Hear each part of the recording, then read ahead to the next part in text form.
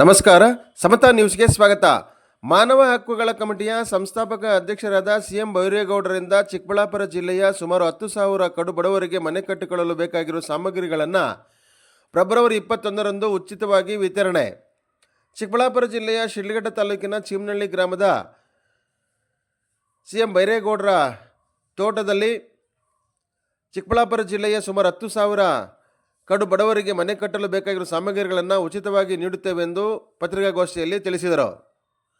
ಮಾನವ ಹಕ್ಕುಗಳ ಕಮಿಟಿಯ ಸಂಸ್ಥಾಪಕ ಅಧ್ಯಕ್ಷರಾದ ಸಿಎಂ ಬೈರೇಗೌಡರು ಈ ಪತ್ರಿಕಾಗೋಷ್ಠಿಯಲ್ಲಿ ಮಾತನಾಡುತ್ತಾ, ಕಡು ಬಡವರಿಗೆ ಮನೆ ಕಟ್ಟಲು ಸಾಧ್ಯವಾಗದೇ ಇರತಕ್ಕಂಥ ಬಡ ಕುಟುಂಬದವರಿಗೆ ಈ ಒಂದು ಸೇವೆಯನ್ನು ಮೀಸಲಾಗಿಟ್ಟಿದ್ದೇವೆ ಎಂದು ಈ ಸಂದರ್ಭದಲ್ಲಿ ತಿಳಿಸಿದರು.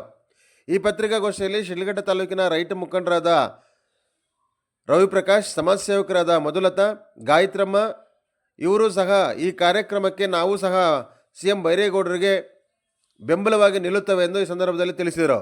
ವರದಿ ಹರಕೆರೆ ಮುನ್ರಾಜ್, ಪ್ರಧಾನ ಸಂಪಾದಕರು, ಸಮತಾ ನ್ಯೂಸ್, ಶಿಡ್ಲಘಟ್ಟ. ಸಮಾಜ ಸೇವೆ ಅಂತೇಳಿ ಖರ್ಚು ಮಾಡಿಕೊಂಡು ಚುನಾವಣೆಗೆ ನಡೆಸುವಂಥ ದಿನಗಳಲ್ಲಿ ಇವತ್ತೇನು ನನಗೆ ರಾಜಕೀಯನೇ ಬೇಡ, ಈ ಕನಿಷ್ಠ ನನ್ನ ಕೈಲಾದ ಮಟ್ಟಿಗೆ ನಾನೊಂದಷ್ಟು ಸೇವೆ ಮಾಡಬೇಕನ್ನೋ ಒಂದು ಉದ್ದೇಶ ಇಟ್ಕೊಂಡು ಬಂದಿದ್ದಾರೆ. ಅವರಿಗೆ ಇಡೀ ನಮ್ಮ ತಾಲೂಕು ಆಗಾಮಿ 5 ತಾಲೂಕು ಅಂದರೆ ಜಿಲ್ಲೆ ಪೂರ್ತಿ ಎಲ್ಲಿ ಸಮಸ್ಯೆ ಇದೆ, ಯಾರಿಗೆ ಮನೆ ಇಲ್ವೋ ಅಂಥವ್ರಿಗೆ ನಾನು ಹಂತವಾಗಿ ಒಂದೇ ಸರಿ ಕೊಡೋಕ್ಕಾಗದೇ ಇದ್ದು ಕೂಡ ಹಂತವಾಗಿ ಒಂದಷ್ಟು ಕೊಟ್ಕೊಂಡು ಹೋಗ್ತೀನಿ ಮೆಟೀರಿಯಲ್ನ ಅಂತೇಳಿ ಒಂದು ತೀರ್ಮಾನಕ್ಕೆ ಬಂದಿದ್ದಾರೆ. ಇದು ಇಡೀ ಜಿಲ್ಲೆ ಪರವಾಗಿ ನಾನು ಅವ್ರಿಗೆ ಒಂದು ದೊಡ್ಡ ಕೋಟಿ ನಮನ ಅಂತ ಹೇಳ್ಬೋದು. ಕಾರ್ಯಕ್ರಮಗಳದು ನಿಮ್ಮ ಆಶಯ ಏನಿದೆ ಅಂತ ಏನು ಈ ದಿನ ಕಾರ್ಯಕ್ರಮ ಅಂದರೆ ಚಿಕ್ಕಬಳ್ಳಾಪುರ ಜಿಲ್ಲೆಯಾದ್ಯಂತ ಇರುವಂಥ ಎಲ್ಲ ತಾಲೂಕುಗಳಲ್ಲಿ ಇರ್ತಕ್ಕಂಥ ಕಡು ಬಡ ಕುಟುಂಬಗಳು ಅಂದರೆ ಅವ್ರದ್ದೇ ಆದಂಥ ಕೆಲವು ಕನಸನ್ನು ಕಟ್ಕೊಂಡಿರ್ತಾರೆ. ನಮಗೆ ಜೀವನದಲ್ಲಿ ಒಂದು ಮನೆ ಕಟ್ಟಲೇಬೇಕು, ಆ ಮನೇಲಿ ನಾವು ವಾಸ ಆಗಲೇಬೇಕು ಅನ್ನೋಂಥ ಸಾಕಷ್ಟು ಜನ ಏನು ಬಡ ಕುಟುಂಬಗಳು ಕನಸು ಕಟ್ಕೊಂಡಿರ್ತಾರೆ. ಅಂಥವ್ರಿಗೆ ಮನೆ ಕಟ್ಕೊಳ್ಳೋದಕ್ಕೆ ಅವಕಾಶ ಕಲ್ಪಿಸ್ತಾ ಇಲ್ಲ. ಯಾಕಂತಂದರೆ ಮೇಯ್ನ್ ಅಂತಂದರೆ ಅವ್ರದ್ದು ಸೋರ್ಸು ಏನು ದುಡಿಮೆ ಇಲ್ದಿರ್ತಕ್ಕಂಥ ಉದ್ದೇಶದಿಂದ ಎಷ್ಟೋ ಜನ ಇವತ್ತು ಮನೆಗೆ ಕಟ್ಕೊಳಕ್ಕಾಗ್ದಿರ್ತಕ್ಕಂಥವ್ರು ಇದ್ದಾರೆ. ಅಂಥವ್ರನ್ನ ಗಮನಿಸಿ, ಅಂಥವ್ರನ್ನ ಗುರುತಿಸಿ, ಅಂಥ ಒಂದು ಕುಟುಂಬಕ್ಕೆ 1,000 ಇಟ್ಟಿಗೆ ಕೊಡ್ತಾ ಇದೀವಿ. ಏನು ಸಿಮೆಂಟ್ ಇಟ್ಟಿಗೆ ಅಂತ ಏನಂತೀವೋ ಅದು 1,000 ಇಟ್ಟಿಗೆ ಉಚಿತವಾಗಿ ಕೊಡ್ತಾ ಇದೀವಿ. ಅದ್ರ ಜೊತೆಲಿ 25 ಮೂಟೆ ಸಿಮೆಂಟ್ ಕೊಡ್ತಾ ಇದೀವಿ. 25 ಮೂಟೆ ಸಿಮೆಂಟ್ ಕೊಡ್ತಾ ಇದೀವಿ. ಆಮೇಲೆ ಒಂದು 4 ಟನ್ ಎಮ್ಸೆಂಡ್ ಕೊಡ್ತಾ ಇದೀವಿ. ಕಬ್ಬಿಣದ ಒಂದು ಡೋರ್ ಕೊಡ್ತಾ ಇದೀವಿ, ಬಾಗಿಲು ಕೊಡ್ತಾ ಇದೀವಿ. ಕಬ್ಬಿಣದ ಒಂದು ಕಿಟಕಿ ಕೊಡ್ತಾ ಇದೀವಿ.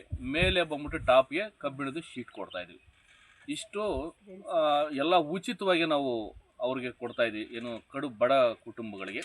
ಹಾಗಾಗಿ ಇವತ್ತಿನ ದಿನ ಏನಪ್ಪ ಅಂತಂದರೆ ನಾವು ಅವರಿಗೆ ಒಂದು ಮೆಜರ್ಮೆಂಟ್ ಕೊಡ್ತೀವಿ. ನೀವು ಇಷ್ಟಕ್ಕಿಷ್ಟೇ ಪಾಯ ಹಾಕ್ಕೊಂಡಿರಬೇಕು, ಇಷ್ಟಕ್ಕಿಷ್ಟೇ ನಿಮಗೆ ಇರಬೇಕು ಅಂದ್ಬಿಟ್ಟು ನಾವು ಸ್ವಯಂ ಪ್ರೇರಿತವಾಗಿ ಅವ್ರಿಗೆ ಒಂದು ಕ್ಲೂ ಕೊಡ್ತೀವಿ. ಯಾಕಂದರೆ ಮನೆಯಲ್ಲೇ 8 ಜನ ಇದ್ದಾರೆ ಅಥವಾ ಒಂದು 5 ಜನ ಇದ್ದಾರೆ ಅನ್ನೋಂಥದ್ದು 5 ಜನ ಇದ್ದಾರೆ ಅಂತಂದರೆ ಅಂಥವ್ರಿಗೆ ಒಂದಿಷ್ಟು ಪಾಯ ಹಾಕ್ಕೊಬೇಕು. ಅಥವಾ ಅದಕ್ಕಿಂತ ಗಂಡ ಹೆಂಡತಿ ಒಂದು ಮಗು ಇದೆ ಅಂತ ಅವ್ರಿಗೆ ಒಂದಿಷ್ಟು ಪಾಯ ಹಾಕ್ಕೊಬೇಕು ಅನ್ನೋದು ನಮ್ಮಲ್ಲಿ ಒಂದು ಇದಿದೆ. ಅದ್ರ ಪ್ರಕಾರ ನಾವು ಕೊಟ್ಟಾಗ ಅವ್ರ ಕೈಯಿಂದನೇ ಸ್ವತಃ ಅವರು ಸ್ವಯಂ ಪ್ರೇರಿತವಾಗಿ ಅವರೇ ಹಣ ಖರ್ಚು ಮಾಡಿ ಅವರು ಪಾಯ ಹಾಕ್ಕೊಬೇಕಾಗುತ್ತೆ. ಪಾಯ ಹಾಕ್ಕೊಂಡು ಆದಮೇಲೆ ನಾವು ಈಗೇನು ಹೇಳ್ತಾ ಇದೀವೋ ಆ ಟೋಟಲ್ ಆಗಿ ಮೀಟ್ರಲ್ಲಿ ನಾವು ಕೊಡ್ತೀವಿ. ಟೋಟಲ್ ಆಗಿ ಒಂದೇ ಹಂತವಾಗಿ ಅಷ್ಟು ನಾವು ಕೊಡಲ್ಲ. ಫಸ್ಟ್ ಸ್ಟಾರ್ಟಿಂಗು 250 ಇಟ್ಟಿಗೆ ಕೊಡ್ತೀವಿ, 10 ಮೂಟೆ ಸಿಮೆಂಟು, 2 ಟನ್ ಎಮ್ಸೆಂಟ್ ಕಳಿಸ್ತೀವಿ. ಆ 250 ಇಟ್ಟಿಗೆ ಖಾಲಿ ಆದಮೇಲೆ ನೆಕ್ಸ್ಟ್ ಇನ್ನೊಂದು 250 ಕಳ್ತೀವಿ. ಇದೇ ಥರ 4 ಹಂತಗಳಲ್ಲಿ ನಾವು ಕೊಟ್ಟು ಅವ್ರು ರೆಡಿ ಆದಮೇಲೆ ಲಾಸ್ಟಲ್ಲಿ ಟಾಪ್ಗೆ ಏನು ಕಬ್ಬಿಣ ಶೀಟ್ ಏನಿದೆ ಅದು ಕೊಡ್ತಾ ಇದ್ದೀವಿ. ಅದನ್ನು ಪ್ರತಿಯೊಬ್ಬರು ಹಳ್ಳಿಗೂ ಸಹ ಇದು ತಲುಪಬೇಕು. ನಮ್ಮ ಮಾಧ್ಯಮ ಮಿತ್ರರ ಕಡೆಯಿಂದ ಪ್ರತಿಯೊಬ್ಬರಿಗೂ ಇದು ಏನು ಈ ಸ್ಕೀಮು ಪ್ರತಿಯೊಬ್ಬರಿಗೂ ತಲುಪಬೇಕಂತ ಹೇಳಿ ಮನವಿ ಮಾಡ್ತಾ ಇದ್ದೀವಿ. ಸೊ ಇದೆಲ್ಲ ಕೂಡ ಏನು ಚಾರಿಟಿ ಮುಖಾಂತರ ಮಾಡ್ತಾ ಇದ್ರೆ ಅಥವಾ ಹೇಗೆ ಸರ್ ಇದು? ಇಲ್ಲ ನಿಮ್ಮ ಮಾನವ ಹಕ್ಕುಗಳ ಕಮಿಟಿಯಿಂದನಾ? ಇದು ಚಾರಿಟೇಬಲ್ ಫೌಂಡೇಶನ್ ಏನಿದೆ ಅದ್ರ ಕಡೆಯಿಂದ ಸಹ ಒಂದಿಷ್ಟು ಸಹಾಯಸ್ಥಗಳು ಈಗಾಗಲೇ ನಮಗೆ ಬರ್ತಾ ಇದ್ದಾವೆ. ಬಟ್ ಅದ್ರ ಜೊತೆಲೇ ನಮ್ಮ ಸ್ವಯಂ ಪ್ರೇರಿತವಾಗಿ ನಾನು ಸಹ ಇದನ್ನು ಕೈ ಜೋಡಿಸ್ತಾ ಇದ್ದೀನಿ. ನನ್ನ ದುಡಿಮೆಯಿಂದ ನಾನು ಇದಕ್ಕೂ ಸಹ ಕೈ ಜೋಡಿಸ್ತಾ ಇದ್ದೀನಿ. ಕೈ ಜೋಡಿಸಿ ಟೋಟಲ್ ಆಗಿ ಚಿಕ್ಕಬಳ್ಳಾಪುರ ಜಿಲ್ಲಾದ್ಯಂತ 10,000 ಮನೆ ನಿರ್ಮಾಣ ಅಂತ ಈಗಾಗಲೇ ಘೋಷಣೆ ಮಾಡಿದ್ವಿ. 10,000 ಮನೆ ಏಕಕಾಲದಲ್ಲಿ ನಾವು ಮಾಡೋದಕ್ಕೆ ಇದು ಆಗಲ್ಲ. ನಮಗೂ ಸಹ ಒಂದು 4-5 ವರ್ಷವರೆಗೂ ಸಮಯ ಬೇಕೇ ಬೇಕು. ಈ 4-5 ವರ್ಷಗಳ ಒಳಗಡೆ ಈ 10,000 ಮನೆ ಸಹ ಕಂಪ್ಲೀಟ್ ಮಾಡೇ ಮಾಡ್ತೀವಿ. ಸೊ ಯಾವಾಗಿಂದ ಪ್ರಾರಂಭ ಆಗುತ್ತೆ ಹಾಗಾದ್ರೆ ಇದು ನಿಮ್ಮ? ಫೆಬ್ರವರಿ 20ನೇ ತಾರೀಕು ಮೇಲೆ ತಾರೀಕು ಮೇಲೆ ನಾವು ಎಲ್ಲ ರಾ ಮೆಟೀರಿಯಲ್ಲು ಚಾಲನೆ ಕೊಡ್ತಾ ಇದ್ದೀವಿ. ಓಕೆ. ಯಾವ್ಯಾವ ನೀವೇ ಸ್ವಇಚ್ಛೆಯಿಂದ ಮಾಡ್ತಾರೆ ಅಥವಾ ಬೇರೆ ದಾನಿಗಳಿಂದ ಕೂಡ ಅವ್ರ ಮೂಲಕ ಕೂಡ ನಿಮ್ಮ ಕಡೆಯಿಂದ ಏನು ಇದನ್ನ ಪ್ರಯೋಜನ ಮಾಡ್ತಾ ಇದ್ದೀರಾ ಅಂತ? ಈಗ ದಾನಿಗಳು ಮುಖಾಂತರವಾಗಿ ಬರ್ತಕ್ಕಂಥ ಟ್ರಸ್ಟ್ಗೆ ಬರ್ತಾ ಇದೆ, ದಾನಿಗಳ ಮುಖಾಂತರ ಕಡೆಯಿಂದ, ಅಥವಾ ನಾನು ವೈಯಕ್ತಿಕವಾಗಿ ಬರ್ತಕ್ಕಂಥ ಏನು ಬ್ಯಾಂಕ್ಗಳು ಇನ್ನೊಂದು ಮತ್ತೊಂದು ವೈಯಕ್ತಿಕವಾಗಿ ನನಗೆ ಒಂದಿಷ್ಟು ಎಲ್ಲ ಹಣಕಾಸಿನ ವಿಚಾರವಾಗಿ ಬರ್ತಾ ಇದೆ.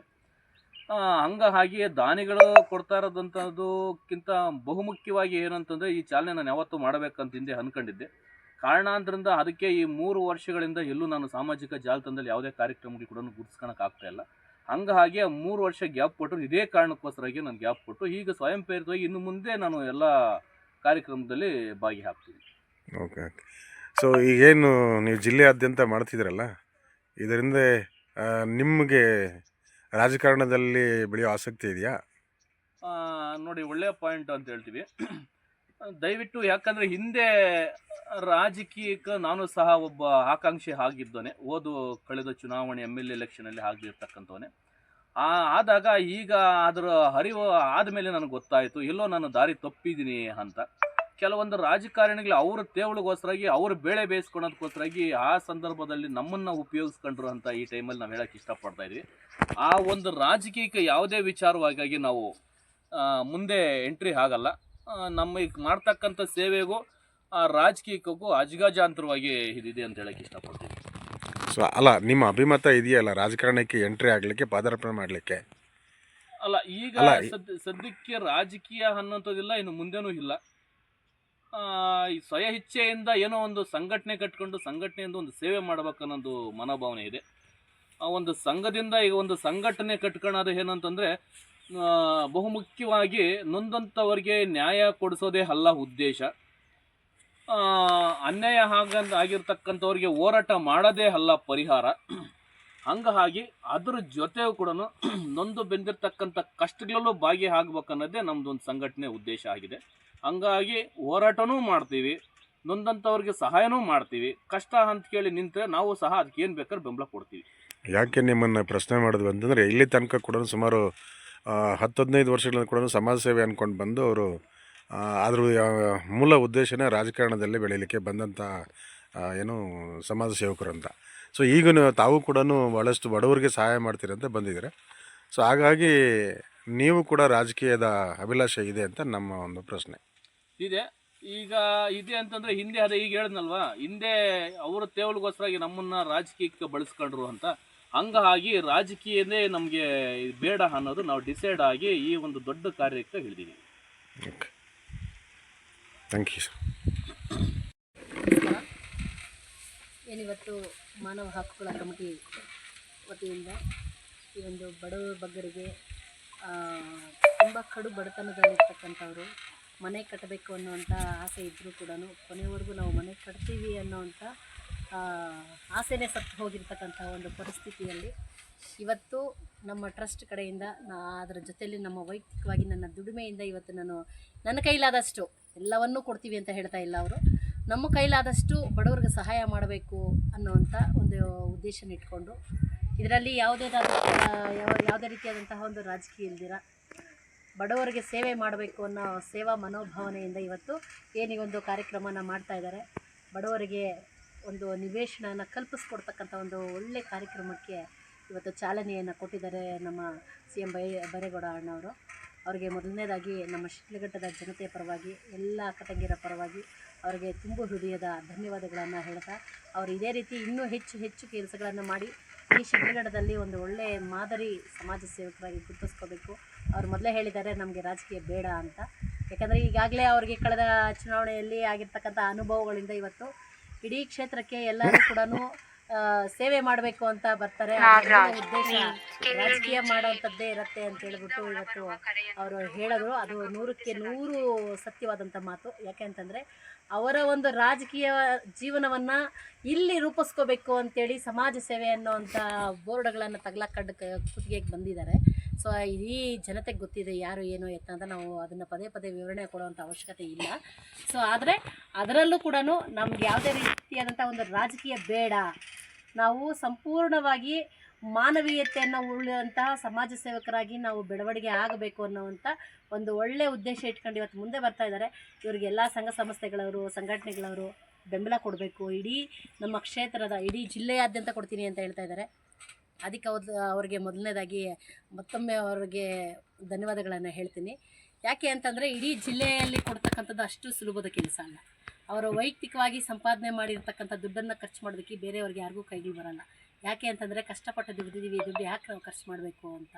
ಆದರೆ ನಾನು ಕಷ್ಟಪಟ್ಟಿರ್ತಕ್ಕಂಥದ್ರಲ್ಲಿ ಸ್ವಲ್ಪ ಪಾಲು ನಾನು ಸಮಾಜಕ್ಕೆ ಕೊಡಬೇಕು ಅನ್ನೋವಂಥ ಅವರ ನಿರ್ಧಾರ ಇದೆಯಲ್ವಾ, ಅದಕ್ಕೆ ನಾವು ನಿಜವಾಗ್ಲೂ ಅವರಿಗೆ ಗೌರವವನ್ನು ಸಲ್ಲಿಸಬೇಕಾಗತ್ತೆ.